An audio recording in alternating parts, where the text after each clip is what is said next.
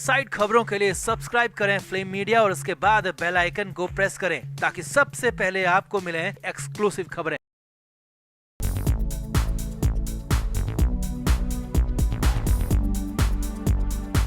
इस वक्त पूरी दुनिया में तालिबान की तबाही पर चर्चा हो रही है।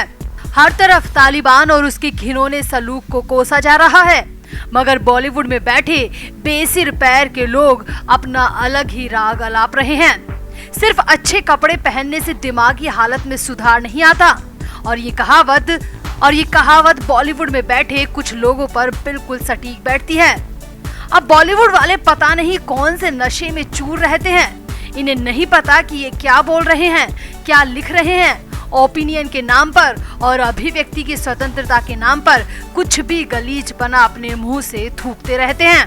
अब एक्ट्रेस और खुद को बहुत बड़ा विचारक समझने वाली स्वरा भास्कर ने एक बार फिर से अपना मुंह खोला है और इस बार भी मुंह से सिर्फ गंदगी ही बाहर निकाली है। इस बार तो स्वरा भास्कर ने हद ही पार कर दी और अफगानिस्तान में चल रही तालिबान की तबाही की तुलना हिंदुओं से कर दी।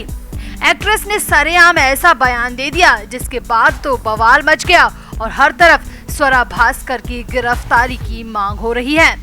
तो क्या कुछ कहा स्वरा भास्कर ने और क्यों स्वरा भास्कर को गिरफ्तार किए जाने की हो रही है मांग, आपको बताते हैं सब। आप भी इस वीडियो को शेयर करें और स्वरा भास्कर के बयान पर अपनी राय जरूर दें।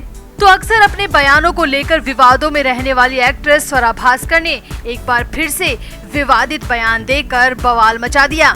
उन्होंने हिंदुत्व की तुलना तालिबान से कर दी, जिसकी वजह से सोशल मीडिया पर #अरेस्ट स्वरा भास्कर ट्रेंड कर रहा है और स्वरा भास्कर की गिरफ्तारी की मांग उठ रही है। स्वरा भास्कर ने अफगानिस्तान की मौजूदा परिस्थिति को लेकर सोशल मीडिया पर एक पोस्ट लिखी है। स्वरा ने अफगानिस्तान के मौजूदा हालातों की तुलना भारत से की है, हिंदुस्तान से की है। ऐसे में कुछ लोग उनका सोशल मीडिया अकाउंट सस्पेंड करने की मांग कर रहे हैं तो कुछ लोग उनका बायकॉट कर रहे हैं। वहीं ज्यादातर ट्विटर यूजर स्वरा भास्कर को गिरफ्तार किए जाने के साथ ही उन पर देशद्रोह का एक्ट तक लगाने की मांग कर रहे हैं। चलिए आपको बताते हैं कि आखिर स्वरा भास्कर ने ऐसा क्या कहा जिसको लेकर इतना हंगामा मच गया। तो स्वरा भास्कर ने ट्विटर पर लिखा, हम हिंदुत्व आतंक के साथ ठीक नहीं हो सकते और तालिबान आतंक से भी सभी हैरान हैं, तबाह हो गए हैं। हम तालिबान आतंक से शांत नहीं बैठ सकते और फिर हिंदुत्व के आतंक के बारे में नाराज होते हैं। हमारे मानवीय और नैतिक मूल्य उत्पीड़न की पहचान पर बिल्कुल भी आधारित नहीं होने चाहिए। अब स्वरा भास्कर के इस ट्वीट के बाद तो सोशल मीडिया पर उनकी जमकर आलोचना हो रही है, क्योंकि उन्होंने अपने इस ट्वीट में 2 बार हिंदुत्व आतंक का जिक्र किया। हिंदुत्व आतंक यानी कि हिंदुस्तानी आतंक। जिस देश में खुद स्वरा भास्कर रहती हैं, वो उसी देश को आतंकी करार दे रही है। लोगों के अंदर स्वरा भास्कर के इस ट्वीट के बाद तो गुस्सा जमकर देखने को मिल रहा है। आलोचना करने के साथ साथ सोशल मीडिया पर लोग स्वरा भास्कर की गिरफ्तारी करने की मांग कर रहे हैं। स्वरा भास्कर के इस ट्वीट को रीट्वीट करते हुए एक यूजर ने लिखा, आईपीसी की धारा 295A के तहत जो भी धार्मिक भावनाओं को ठेस पहुंचाएगा उसे कारावास की सजा हो सकती है, जो कि 3 साल तक बढ़ाई जा सकती है। यानी कि यहाँ पर स्वरा भास्कर को 3 साल तक की सजा दिया जाने की भी मांग चल रही है। वहीं एक और यूजर ने लिखा, हिंदुत्व की बेइज्जती यानी कि हिंदुस्तान की बेइज्जती, और ऐसा करने के लिए स्वरा भास्कर को तुरंत गिरफ्तार करो। हिंदुओं और हिंदुस्तानों ने कभी कोई आतंकवादी गतिविधि नहीं की है। एक दूसरे यूजर ने लिखा, #अरेस्ट स्वरा भास्कर। अरे दीदी, इतनी दिक्कत है तो वहाँ चली जा जहाँ पर ना हिंदू हो और ना हिंदुत्व। यहाँ हिंदुस्तान में क्यों झक मार रही हो? उदाहरण के लिए पाकिस्तान, बांग्लादेश, तुर्की, कुवैत और इराक, जहाँ पर शांति प्रिय लोगों के साथ आनंद के साथ रहना, हिंदुस्तान में मत रहो।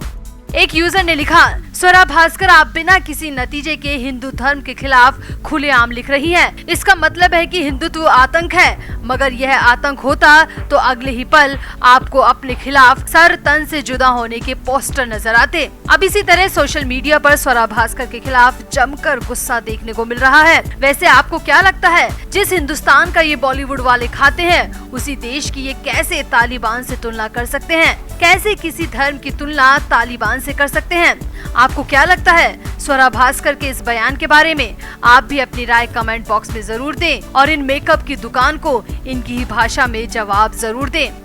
तो 27 अगस्त को रूमी जाफरी निर्देशित फिल्म चेहरे रिलीज होने जा रही है। वैसे तो चेहरे फिल्म की कई रिलीज डेट अब तक आ चुकी है, मगर फिल्म 2020 के मार्च से अब तक अपने रिलीज का इंतजार कर रही है। अब फिल्म में अमिताभ बच्चन, इमरान हाशमी और अनु कपूर जैसे सितारे हैं, मगर फिर भी रूमी को कहीं ना कहीं डर है कि ये फिल्म फ्लॉप हो सकती है। फिल्म को दर्शक ही नहीं मिलेंगे और ये डर रूमी को अंदर ही अंदर खाए जा रहा है। नो डाउट इतने बड़े सितारे फिल्म में हैं, तो कई करोड़ रुपए भी दांव पर लगे हैं और अगर ऐसे में फिल्म फ्लॉप हो गई तो रूमी जाफरी का तो दिवाला आउट हो जाएगा। इसीलिए एक बार फिर रूमी जाफरी सामने आए हैं और रूमी फिर से सुशांत सिंह राजपूत को याद कर रहे हैं। दरअसल फिल्म की रिलीज से पहले रूमी कई जगह इंटरव्यू दे रहे हैं और ऐसे ही एक इंटरव्यू में रूमी ने रिया चक्रवर्ती को अपने मुंह से डायन और गोल्ड डिगर तक कह दिया। रूमी से पूछा गया, क्या आपको लगता है कि रिया चक्रवर्ती की मौजूदगी में आपको चेहरे के लिए दर्शक मिलेंगे? तो इस पर रूमी ने कहा, मैंने बहुत अच्छी फिल्म बनाई है, सिर्फ रिया की वजह से फिल्म को देखने ना जाना तो नाइंसाफी होगी। आगे देखिए रूमी ने क्या कहा। तो रूमी बोले, मैं जानता हूँ कि रिया चक्रवर्ती को लोग डायन और गोल्ड डिगर मानते हैं। पिछले 1 साल से रिया को इन्हीं 2 उपनामों से बुलाया जा रहा है। रूमी ने कहा, बॉलीवुड में भी रिया को लेकर अलग अलग तरह की राय है, लेकिन मैं इतना कहना चाहूँगा कि फिलहाल दर्शक रिया का डायन और गोल्ड डिगर वाला अवतार भुला दे और फिल्म चेहरे को देखने के लिए सिनेमा घरों तक आएं। रूमी ने दावा किया कि उनकी फिल्म दर्शकों को बहुत पसंद आएगी।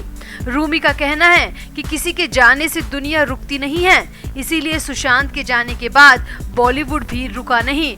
फिल्में तो बन रही हैं, इसीलिए प्लीज आप सबसे मेरी विनती है कि फिल्म को देखने जरूर आएं। यहाँ रूमी बार बार सुशांत और रिया का नाम ले लेकर चेहरे का प्रमोशन करते रहे। वैसे इसी इंटरव्यू में रूमी से पूछा गया कि फिल्म में रिया का रोल कितना है और क्या आप अपनी अगली फिल्म में भी रिया को कास्ट करेंगे?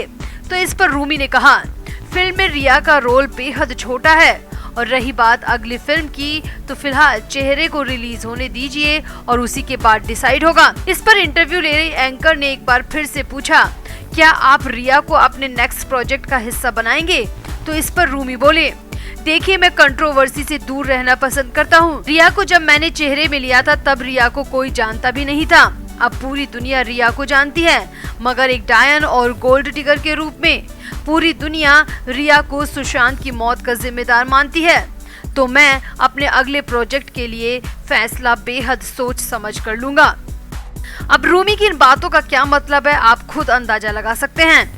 अब देखिए इस पूरे इंटरव्यू में रूमी सिर्फ रिया सुशांत की बात करते रहे, क्योंकि रूमी को अच्छी तरह पता है कि दर्शकों की कौन सी नब्ज पकड़नी है। फिलहाल तो रूमी जो भी कर रहे हैं अपनी फिल्म चेहरे को हिट कराने के लिए कर रहे हैं, मगर हम आपको याद दिला दें कि रूमी की फिल्म में वो एक्ट्रेस है जिसकी वजह से सच में सुशांत सिंह राजपूत आज इस दुनिया में नहीं है। तो फैसला आपको करना है। 27 अगस्त को रिलीज हो रही चेहरे को देखने सिनेमा घरों में जाना है या नहीं, फैसला आपका अपना होगा। वैसे रूमी के इस बयान पर आप भी अपनी प्रतिक्रिया कमेंट बॉक्स में जरूर दें और वीडियो को भी शेयर करें।